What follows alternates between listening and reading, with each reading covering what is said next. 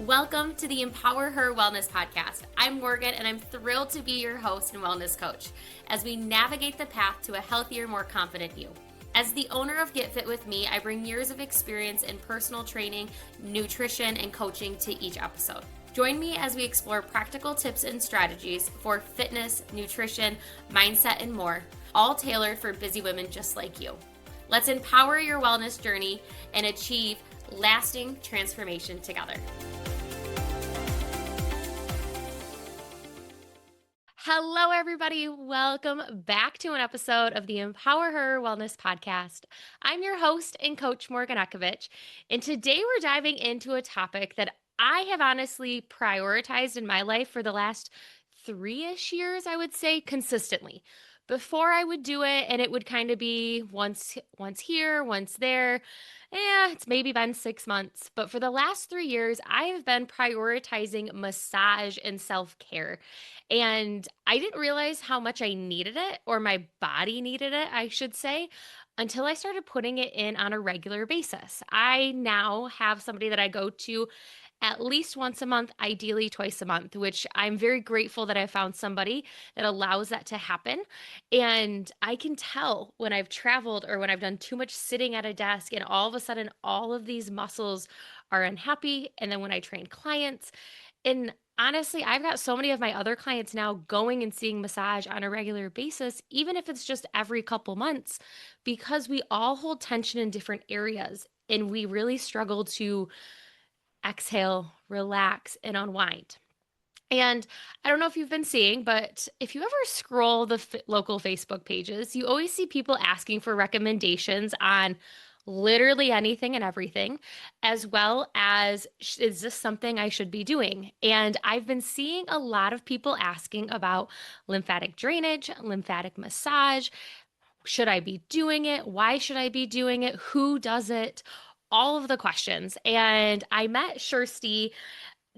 Oh, I probably met you. It's probably been over a year now, but more recently we've had time to connect. And she specializes in lymphatic drainage and massage. And I was like, can I have you on to talk about this? Because I just get a general massage, but there are benefits to our lymphatic drainage system.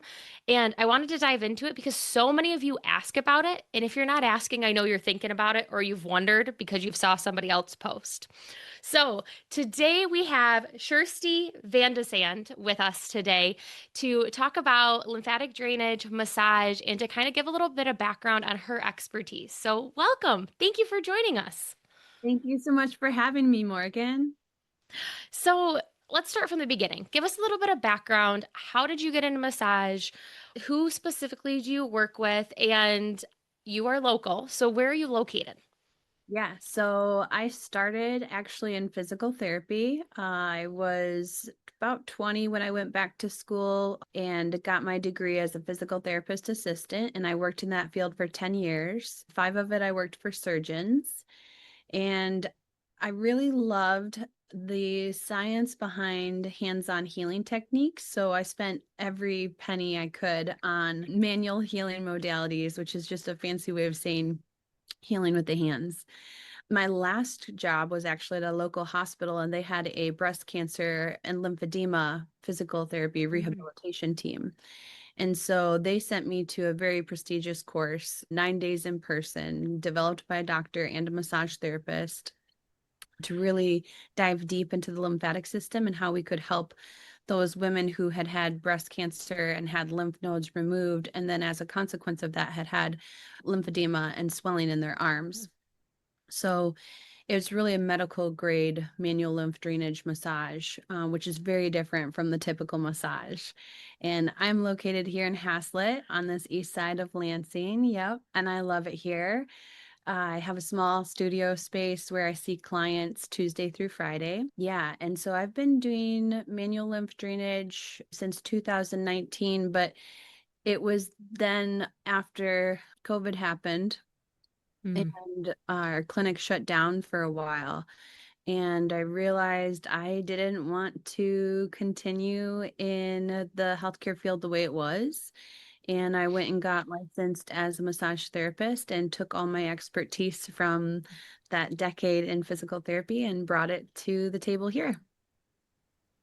That's awesome. So, primarily, do you work with women? Do you still work with a lot of breast cancer survivors? And is that like a demographic that you work primarily with, or do you kind of work with everybody? I kind of work with everybody. Those are the most severe cases, and I'm happy to be able to Mm. help them. It's a mix, not, you don't really see it so much anymore because surgeons have realized what they were doing wrong for the most part. Not all of them, but most Oh. of them.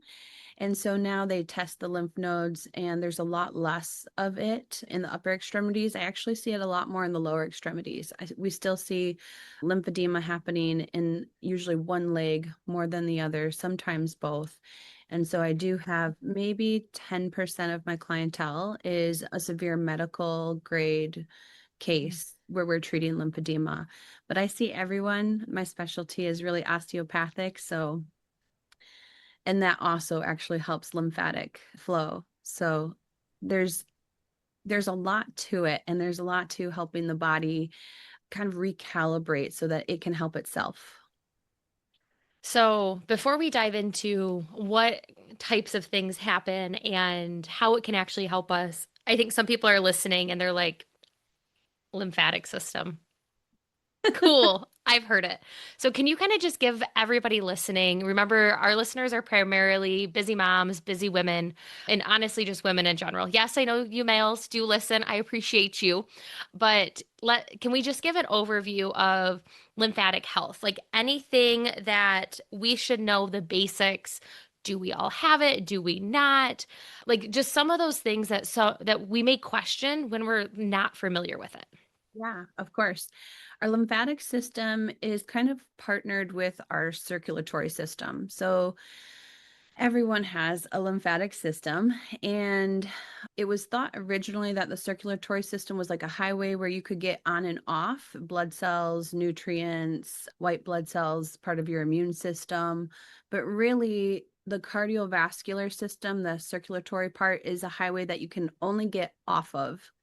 So the things that we bring into our body through diet, nutrition, the air we breathe, that all that's pumped from the heart, that highway, it only sends things out into the Mm. tissues, to the body. So the lymphatic system, so say you're a nutrient and you're traveling through the circulatory system and you're supposed to get somewhere to help some part of the body, and you get off at the wrong exit, or there's already too many helpers in that spot. Your lymphatic system is what is like another highway that then collects those things and transports you back to the start point, which is right here, where the neck meets the chest, the subclavian vein there.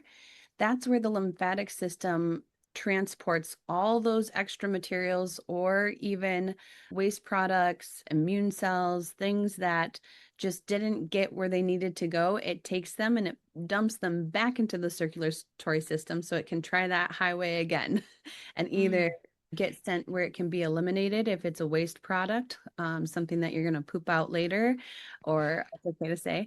Uh, Oh, absolutely. We talk about all sorts of things. We can talk about poop. we all poop, right? We do. Hopefully, hopefully. And Fingers crossed. If you don't, please go consult your doctor. yes, or if it's a nutrient, something that the cells need, if it's an immune, a white blood cell and a part of the immune system, and it's got to get somewhere, the lymphatic system brings it all back to that highway where it can get hopefully dispersed where it needs to go. Okay, so we've all got it. It helps keep that highway going. Why do we need a specific massage or why do we need drainage of it? Like at first when you were saying it gets stuck up here as where you were pointing, I was envisioning it like getting stuck. And I'm like, I don't think that's what she meant by it Oh, like getting stuck. It just kind of goes back through. yes. Yep. Yep. Yeah. I did not mean to say that it gets stuck. No. Thank you for correcting that. It's more that that's where it gets dumped back into the system. And got Yep. it. Okay. Something that a lot of people don't know is that it's actually great for arthritis. All that Hmm. inflammation joints, if there's inflammation in the tissues, not necessarily lymphedema, but just some kind of swelling. I honestly haven't met one single person who doesn't need it. With the diet the way it is in America, with the lack of nutrients in the soil, with the toxins in the air and our water, we're just constantly bombarded by things that are causing at least a low level inflammation, whether it's in a certain area or it's in the whole body and systemic. Knowing that the lymphatic system is helping bringing everything back around, so nothing's getting stuck. Why do we need it? Why are we hearing so much about it? And why do women or just humans in general actually need it? And why is it becoming known? I feel like years ago we didn't ever used to hear about this unless the example you gave above, like you had breast cancer and you had lymph nodes removed. Yep. Yeah, I think we're hearing about it because people are just taking an interest in their health. And as Mm. science evolves and we learn more, then we hopefully get that education out to the population. And so, with a lymphatic massage or manual lymph drainage, we're really helping to stimulate that lymphatic system because, unlike your circulatory system has small muscles around it that help pump the fluids, the blood to where it needs to go. The lymphatic system doesn't have that. So, especially in our sedentary culture where people are sitting or standing a lot for work, that's a great example of people who need it because their body's not moving enough to help support that lymphatic system to move the lymph fluid and get it back into the circulatory system just as much as people who move too much. There's also the busy culture, the other side of the sedentaryism.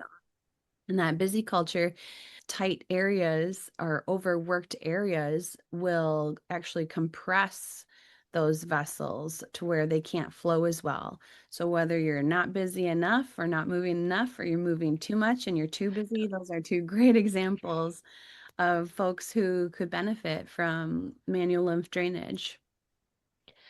And okay, so I know enough about this to conceptualize this, but I know some people listening. When we hear drainage, I in my brain I think a word. I know that's not what really happens, but like where does it go?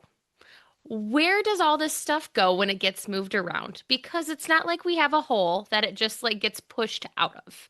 And that's just like what think of the word drain. And I'm like, okay. And I've had massages long enough that I know it doesn't go anywhere. And I've got the basis. But like, where does it go once Yeah. you've moved it around?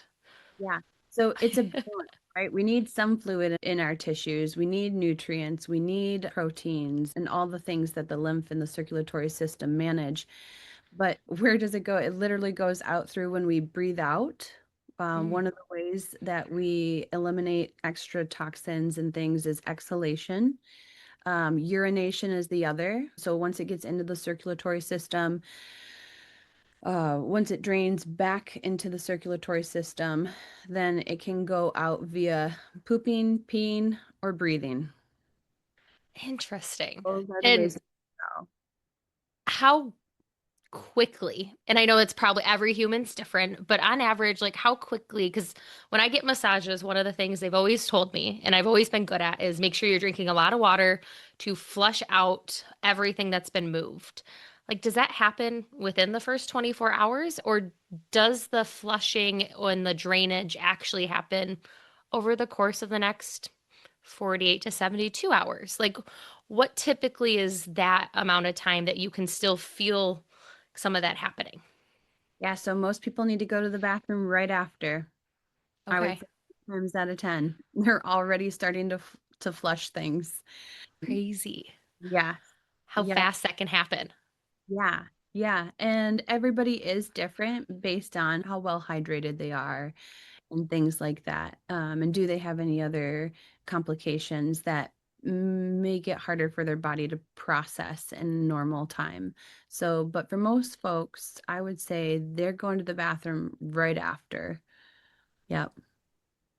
So, okay, so that's how the drainage happens. Now let's think about where.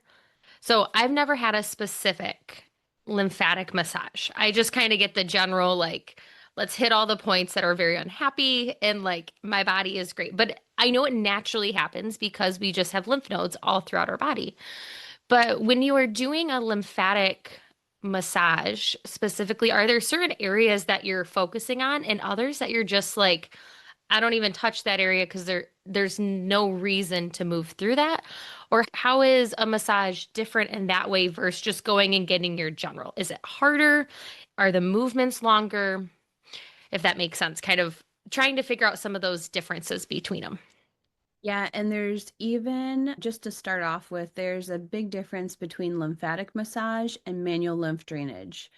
Hmm. Um, I received a lymphatic massage in the past, and it was nothing like I was taught for medical grade Oh, manual lymph drainage. It felt like everything was like squeezing toothpaste out of a toothpaste container tube. Yeah, and that oh, I don't think I would recommend that for somebody who was needing medical grade, like lymphedema or arthritis, or some, like if they have a medical condition that they're using manual lymph drainage for. I wouldn't see a lymphatic massage therapist. I would go find okay. somebody certified in manual lymph drainage. But for healthy folks who want that, they can get that. There's many ways up the mountain. So I'm not going to say there's a right way and a wrong way. There's many ways, right? Hmm. Uh, but for manual lymph drainage, it is gentle. It's Mm. very gentle because if you push too hard, you're actually closing those lymphatic vessels. And we don't want to block them or close them or shut them down. And there is a process too, where you're opening the vessels closest to the heart, and then you're moving out and moving that fluid in. So there's an out, in, out, in. Oh. So every time I go out a little further, I then work my way back in, and then out a little further, and then work my way back in. So that I'm encouraging that whole system of lymphatic fluid and just that whole highway of lymph to get everything to go back to that entry point at the subclavian vein where the body can then do what it needs to do.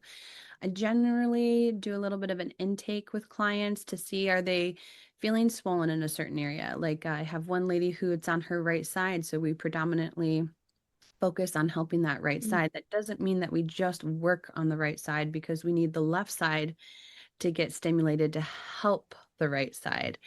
There's people who want more upper body. Maybe it is in their arms or their chest. Maybe it's in their abdomen or their legs. So depending on where they feel they need the most help with swelling and what I feel in their tissues, what's happening, that's kind of what determines where in the body, how much of the body, kind of what our focus is for helping the lymphatic system, and where does that lymphatic system need support.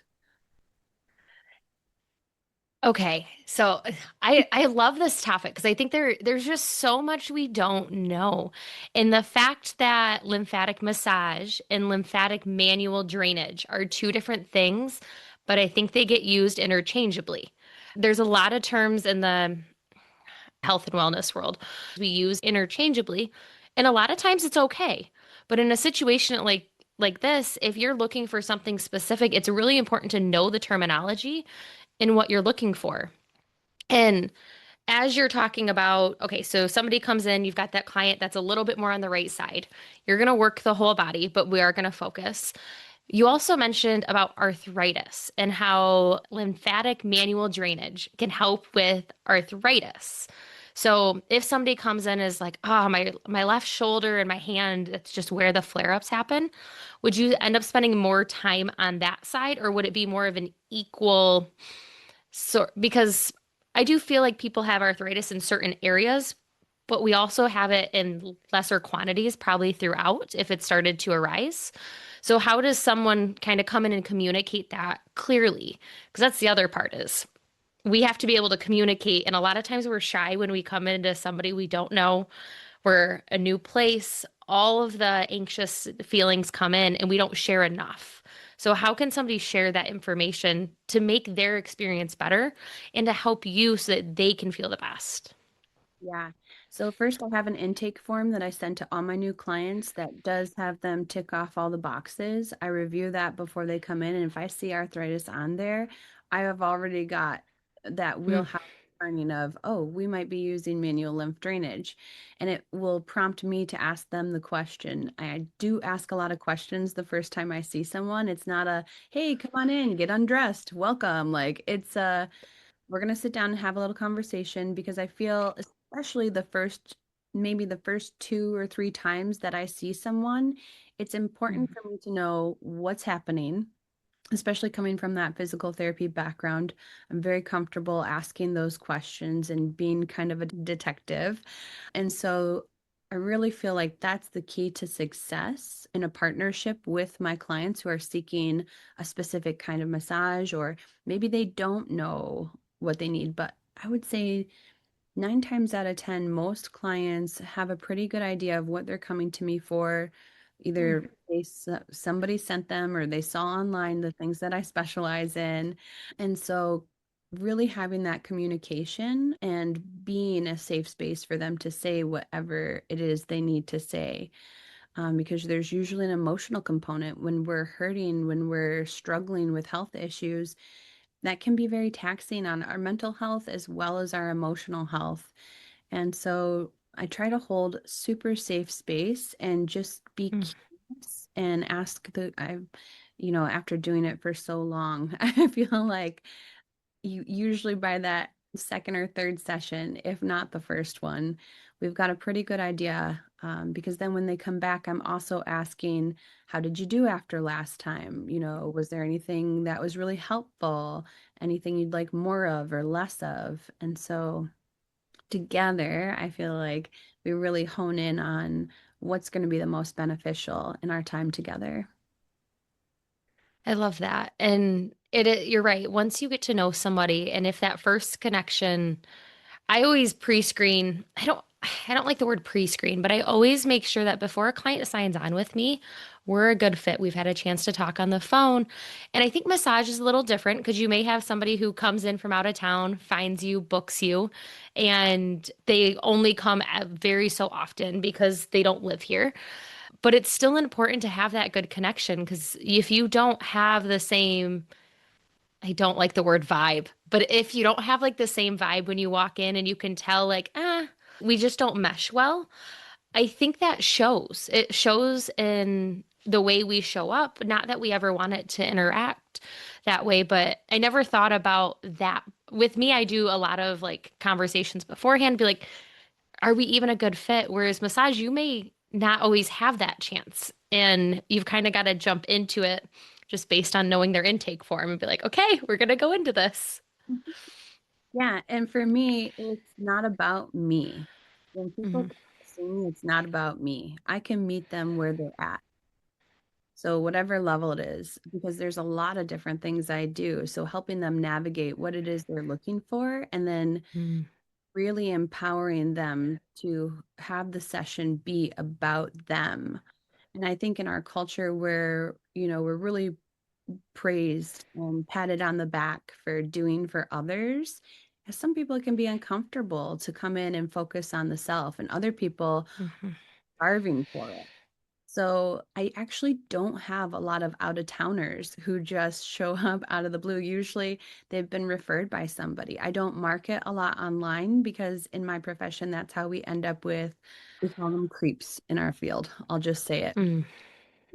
A lot of people think of massage and can go into a um, less, medical therapeutic style. And Professional. yeah, it's out there. It's out Hmm. there. Fortunately, it's something we have to deal with in our field. And so I don't do a lot of marketing online. So I don't want those people finding me. And most of my client base is reoccurring and is based off referral. It's people That's who send awesome. their friends, their daughters, their sisters, their mothers, their husbands, their brothers. So I really like being a staple in the community and being a part of it, and being a safe place that people enjoy so much that they send their loved ones. That also helps keep me safe. Absolutely. I love that. And having a safe space that you can go in. I have a girlfriend. She had her first massage a while back, and she's like, I had no idea like what I was walking. It was like at a resort. So it's like one of those where you go in, you book a couples massage sort of thing. And I remember her telling me about her experience. She's like, "Have you?" I'm like, "No." Like none of that. Like she's like, "I didn't know. Do I wear my underwear or my bra?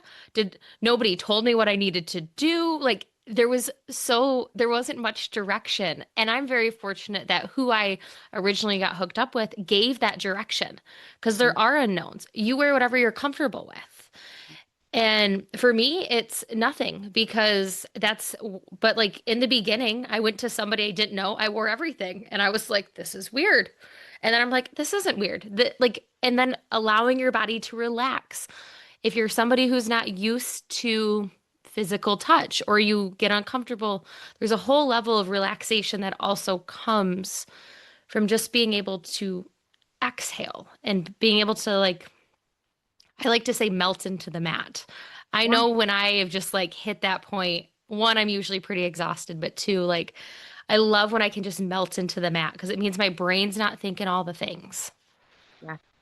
Yeah. And coming with my background, people don't have to get undressed to see me Yeah. for, I mean, if they want the lotion and the like sliding and like the whole total massage vibe, they're not going to get that. But I can do body work, I can do energy work, I can do osteopathic body work, which does help the lymphatic system and is honestly my favorite style of healing touch. And they don't have to get undressed. So if they're the kind of person who's like, I don't want to get undressed, that's okay. That's how we're gonna roll today then. Like that's it's not a hindrance. Some Mm, massage therapists, not all of us are trained the same way. I don't think I've ever been to a massage and it's been the same as a massage from somebody else. It's so unique. It's like cooking. mhm. It's like grandma's recipe versus auntie's recipe. Everybody just does things a little bit differently even if they have the same recipe card. So I think you're right in finding a good fit for you and maybe even encouraging people not to give up if they've had one bad massage. Mm, Not all equally trained. I mean, look for somebody who's done continued education. That's my tip to people looking for a good okay. massage or bodywork session is look for someone who's ask them if they've taken continued education courses and what in. Okay. So I've got three buckets that I want to touch on here. So we're first going to start with benefits because we talked about all the things, but what would be like the physical and mental benefits, or any you can throw in emotional benefits as well to lymphatic drainage massage? Because you kind of alluded to the mental benefits as well a little bit, but let's touch on some of those benefits to start. Yeah.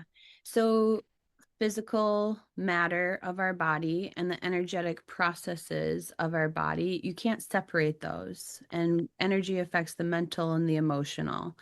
So if physically your lymphatic system is sluggish, you might feel more lethargic, more tired. You might feel puffy. It might hurt to move. And if it hurts to move, then who knows what kind of emotional stressors you're dealing with. And then those mental blocks come up, right? That make it hard to make self-care a priority. So, on one end, we can address the physical issues. There's also those emotional, mental issues. And if you make the decision to go do the thing, then it can shift, but if nothing changes, nothing changes. So either we not attack, but either we address it from the physical end and that influences the energetic, or people start to make choices that change the energetic, mental, and emotional, and then that leads to a physical change. And everybody's got their own journey. So Mhm. uh, it's different for everybody. Some people go see somebody who helps address the physical thing and their energetic side changes, or some people make that energetic change inside themselves and that leads to physical changes. So you can really go at it from either end, but there's no separating the two. Okay. So which like, I feel that. I leave a massage and I just like, whew.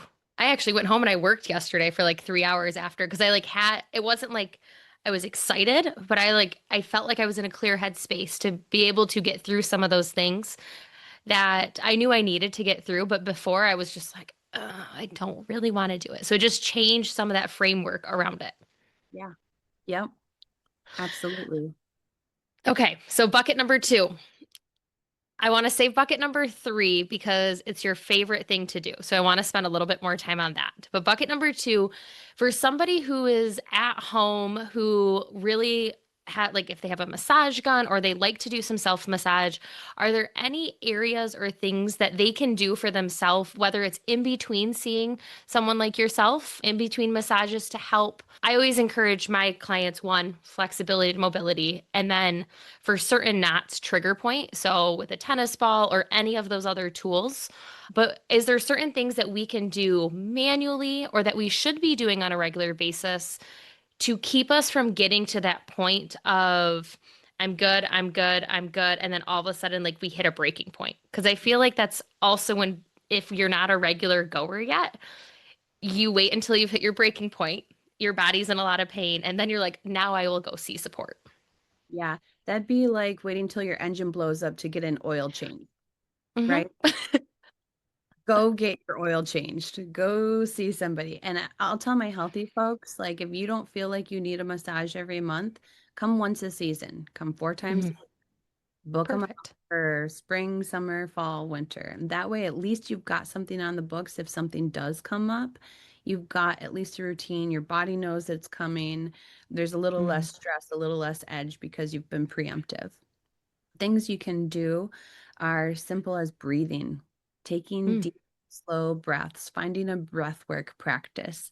That alone, that can really help stimulate the lymphatic system, can help with mental clarity. It's simple, it's free usually. There's some initial cost to learning a breathwork practice, but it's something that I include in my sessions because breathwork is so powerful. mm. Um, just breathing, taking, 3 to 5 breaths where you breathe in for 4, breathe out for 6, something like that. Try it right now if you're listening. But breath, movement is a great one. Just walking, just moving in some way that feels good to you, dancing, shaking loose, like all that stress and tension. So much of our movement is really like thought out. And so Mm. to shake loose and not think about it and to just kind of let yourself be a little wild, a little free, that's a great way to break up tension patterns. Dance, shake it out, whatever. There's also a specific way that you can stimulate the lymphatic system with your stretching, flexibility, and mobility, where one of my favorites is to just have people even in a seated twist where you and I can do it right here, right now for those who are watching. And I'll try to explain it pretty good for people who are listening.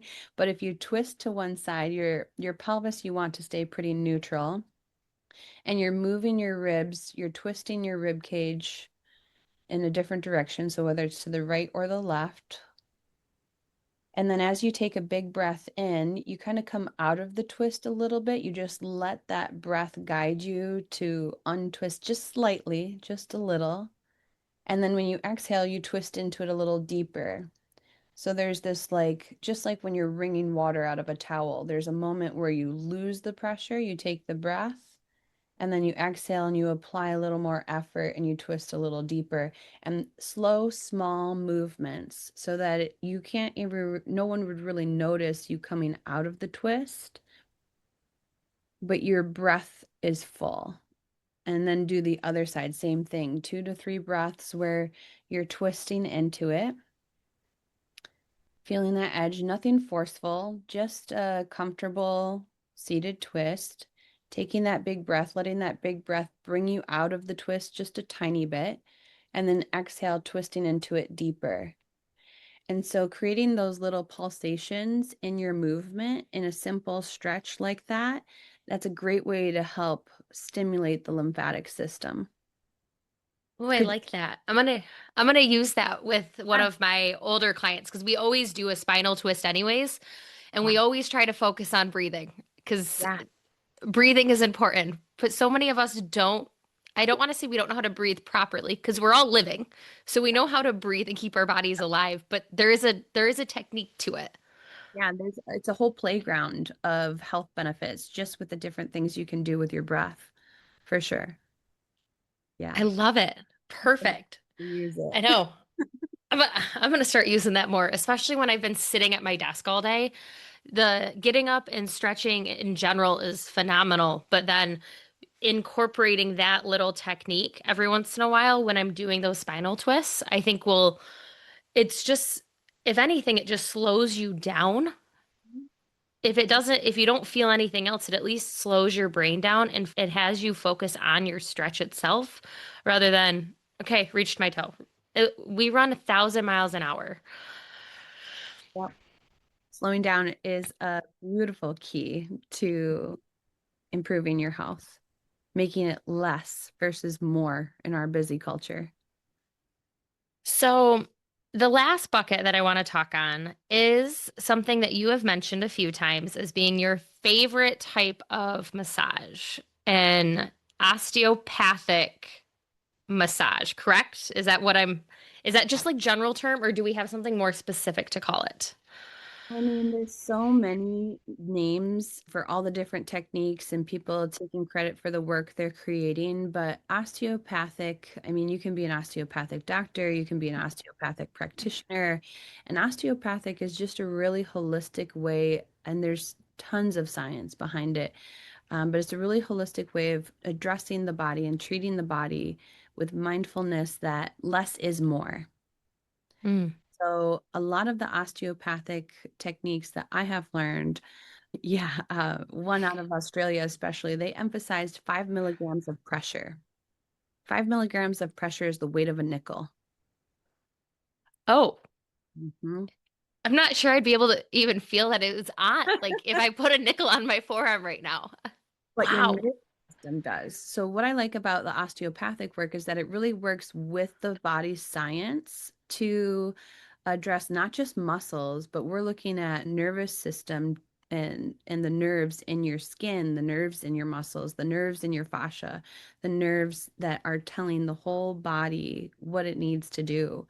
And so recalibrating those systems by talking to the nervous system. I used to tell people it's like if I'm going to go into a factory and I want to implement changes that are better for the workers, I might talk to the workers. I'm probably going to talk to the workers and get a feel for what's going on. But then I'm going to go to the CEO, the one who has the ability to make policy changes. So I go right to the CEO, which is your nervous system, and thank goodness the body's so beautifully designed that I can talk to all of them with my hand in one spot. But yeah, for me, nothing has taken me to that deep place of reset limbo. Like I've had the massage high or they call it massage drunk feeling where you're just like, Mm. whoa, where am I? Like that was so great. I'm so relaxed. Nothing has taken me there as deeply as osteopathic bodywork and massage have. Really? Okay. So is it all really light pressure Oh, being no, no. Okay. So it changes like based on give what people, us just a little breakdown of kind of what that looks like compared to I'm going to call it traditional of yeah, what you would traditionally go and see somewhere else. Or you could even do because that you do it all, but osteopathic is your favorite. yeah, that's my niche.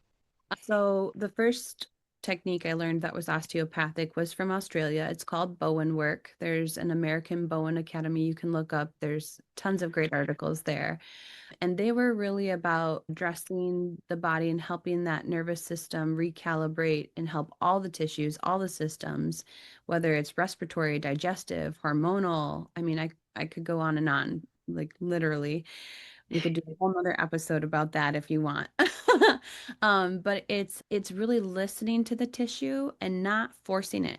There's so Mm. many techniques out there and so many misguided, really, ideas that we have to force it, that we have to bully the body into doing what it wants. And I don't know about all these our Mm. moms and listeners who have kids and you've tried to bully your kids into eating vegetables and cleaning their room and brushing their teeth.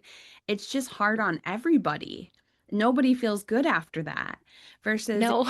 you can get creative and you can bring it in a way where and this is me through touch bringing it to the body in a way that it's like, oh hey, see, this is what we can do. So instead of trying to force the body, I listen to the body. Mm. to it, which direction does it want to go? And we actually go into that pattern so that something in the body clicks and goes, oh, thank God, that's what I wanted. That's what I needed. And then those tension patterns that have been fighting and restricting, they just let go. And then I can go deeper if people want the deeper. I can get to the bone. I can get things to move. And I Mm, don't have to fight it. I just had to listen to it. I love that. And I think that's something that's definitely coming around. Because, Yeah. like you said in the beginning, the reason we've been hearing about lymphatic massage, lymphatic drainage, is because we're all starting to get more curious about our bodies. And I love when clients are curious. I love when they want to learn more. I also know that we tend to do a lot of learning and not a lot of implementing. So having that person to go to that's like, I just learned all these things. Which one do I need to be focusing on? And what you just said there about trying to listen to the body and what it says. Like I've heard one of my friends, she's got this thing she says about the nudge. Like we all have a nudge to do something or to not do something. And a lot of times we don't listen. Kind of like you're saying, we're just, sometimes we're just pushing through. We're pushing through. And there are times in life when I do believe we have to show up and we have to push through. But then there's others where if we just took an exhale and we took a little space to listen, well, I think we'd get through a lot faster. Distance up the mountain would feel a lot shorter. Yeah. For sure. Yeah, having a variety of tools in your toolbox and not just having one way of it's the people who are constantly pushing or never pushing that really seem to meet those hard ends Mm. and heavier mindset and health issues, more intense, it seems like. But if Yeah. you know when to push and you know when to breathe and rest and you've got that more balanced, there's a lot less fight inside the body and between the mind and the body and the tissues reflect that. I literally had a client who was so hard on herself and I could feel it in her tissues and we talked about it a lot. And she did the self work. She did the massage every month. She did start moving in ways that felt good to her and taking, nutrition and her diet into consideration and changing all of that. And I literally felt the difference in her tissues a year later.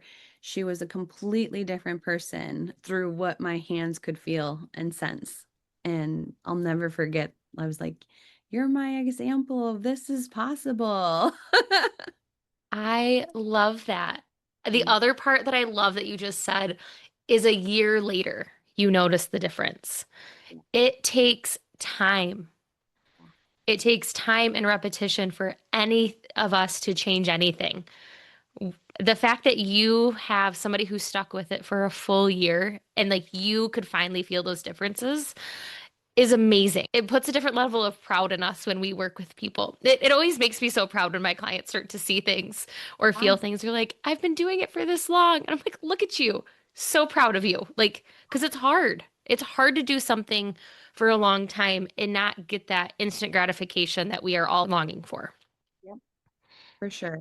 And not that there weren't small changes along the way of where she felt better each month, but you know, yeah, it still blows my mind. And it's like you wouldn't plant a seed and expect you wouldn't plant a fruit tree, a small seedling fruit tree and expect fruit that summer, you know? No. But really committing to yourself and having that commitment and that consistency. I think showing up every day. I used to tell people it's like putting pennies in your health jar of your piggy bank. Like it adds up. Before you know it, you've Mhm. got $100 in there worth of pennies. So yeah. I love it. And honestly, we could just keep diving into all of this because I think there is so much that we are learning and we're getting curious about. And fortunately and unfortunately, there's the internet where we can learn a lot of information, but we can also learn a lot of misinformation. So, having an expert on, such as yourself, to talk about these things and even just giving tips of like when you're looking for somebody, look for somebody who does continuing education. It's not a deal breaker, but asking some of these questions that sometimes we just lead blindly and knowing the right things to look for when you're finding that person that is right for you. I think I really appreciated hearing that because I think that's what sets certain professionals away from other professionals. Even doctors, ask your doctors if they're continuing their education because you just can't learn it all, even if you've been in No. school for 8 years. And I think it also shows a passion and a commitment to continuing to learn what they can do and expanding that toolbox to help people. So whether it's your therapist, your doctor, your massage therapist, your personal trainer, like, are they invested in their own Mhm. growth and their ability to grow in their ability to help others? Right. Oh, I love it. So, as we kind of get close to the end here, I would love for before we finish up, how can people get into contact with you, work with you? What types of packages or programs do you offer? Any links you talk about, we will put them in the show notes as well as her contact information.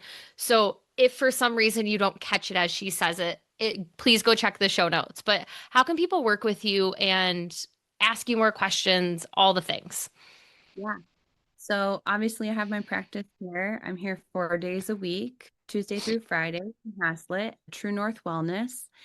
And I'm also part of the Naughty Shaman team. I'm starting a Firekeeper program here December 1st, Ooh. which is a deep dive into the personal healing journey, more the mental, emotional, but also how that affects the physical, how we can work with fire to support not just like the digestive fire in our bodies, but how we can connect to the history of fire and how fire has helped our species as humans, and also a little bit of the mystical, the metaphysical side of fire, and how fire gives us that oomph to go do things, or to kind of light the way and see what is it that we need. And there's a lot of transformative power in fire.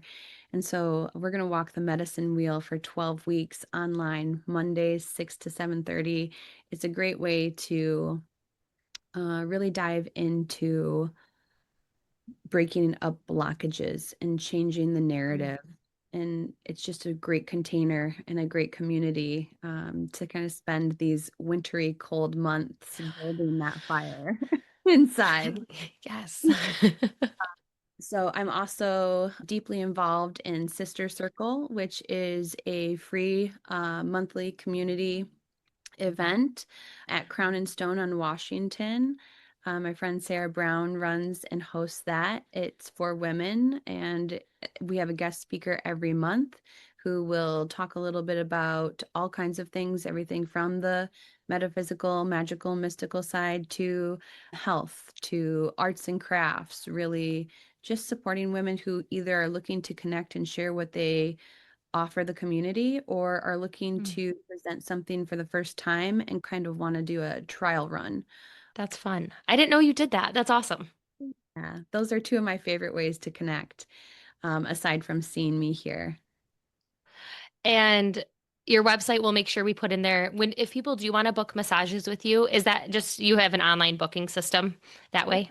Yep, there's an online booking app. I'll share that with you. I don't have any spots till like the middle of January, so it does fill up fast. And I tell That's people amazing. don't hesitate. Because they fill fast. My regulars know when my books open, I open them 3 months at a time. So right now they're Okay. open till March. Get your spot because otherwise they'll be gone. There's only one of me and I only have two hands. I can only do so much. And you've Yeah. got to prioritize your mental and physical well-being as well. So I love, wow, that's amazing. I'm so happy to hear you are so booked out. So January is when you are booking again. So if you are listening, so this episode has come out in December. So we are getting really close to that January mark that if you're thinking you want to, don't like him and ho, just book it. Like, because you may have to wait till April. Is that the next 3 month increment or something? Something like that.